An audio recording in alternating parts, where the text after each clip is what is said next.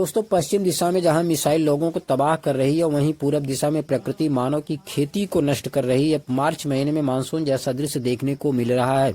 झारखंड, बिहार, उत्तर प्रदेश, मध्य प्रदेश, राजस्थान समेत कई राज्यों में बारिश का ऑरेंज अलर्ट बताया गया है, जिस कारण से किसान काफी परेशान हो गए हैं।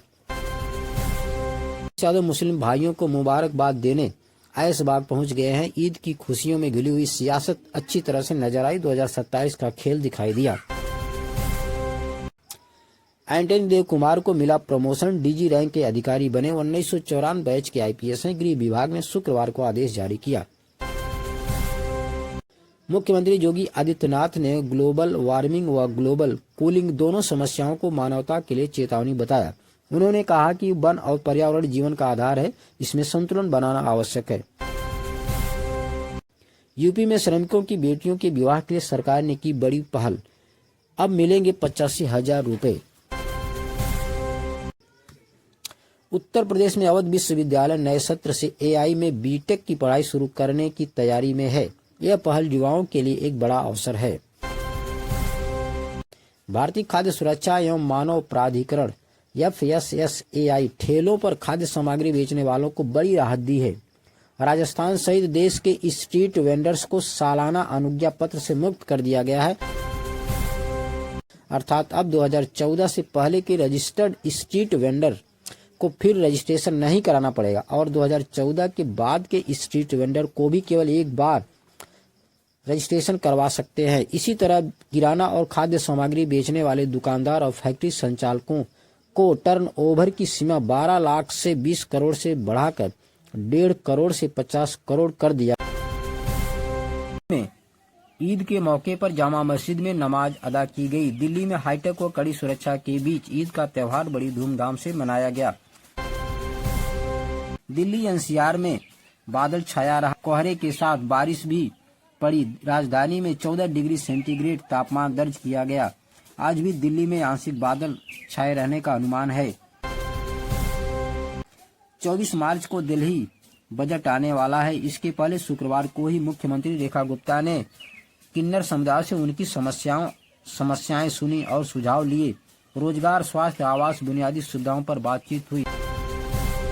दिल्ली में घर बनाने और निर्माण कार्य शुरू करने वालों के लिए राहत की खबर है। अब इंफ्रास्ट्रक्चर चार्ज IFC का पूरा पैसा जमा किए बिना भी NOC मिलेगी, जिससे कई रुके हुए प्रोजेक्ट फिर से शुरू हो सकेंगे। दिल्ली जल बोर्ड ने IFC को लेकर अहम फैसला लिया है, जिससे आम लोगों को राहत मिलेगी। उत्तराखंड के मुख्यमंत्री पुष्कर सिंह धामी 2027 में होने वाले चुनावों में जीत की हैट्रिक लगाने के लिए कैबिनेट में 5 नए मंत्रियों को शामिल कर टीम 11 तैयार की है। जैसे कि खजानदास को मंत्री बनाकर दलित वोट को साधने का प्रयास किया गया। 21 सितंबर 2025 को स्नातक स्तरीय पटवारी, लेखपाल, ग्राम विकास अधिकारी व अन्य पदों की लिखित परीक्षा का आयोजन किया गया था। नकल का मामला सामने आने से यह परीक्षा निरस्त कर दी गई थी। अब यह परीक्षा उत्तराखंड में 17 मई 2026 को होनी है। इसके अलावा तकनीकी पदों की परीक्षा 3 मई को आयोजित की जाएगी।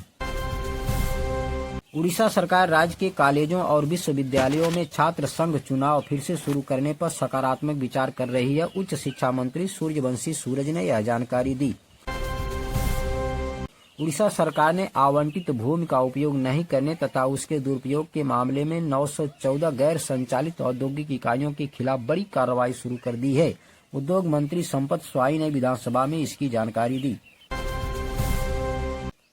मध्य प्रदेश की पूर्व मुख्यमंत्री उमा भारती ने कहा, जब तक जिंदा हूं राजनीति और समाज सेवा करती रहूंगी। अवंतीबाई लोधी के आदर्शों पर चलने का संकल्प उन्होंने दोहराया। उन्होंने जनता से समर्थन और आशीर्वाद की भी अपील की।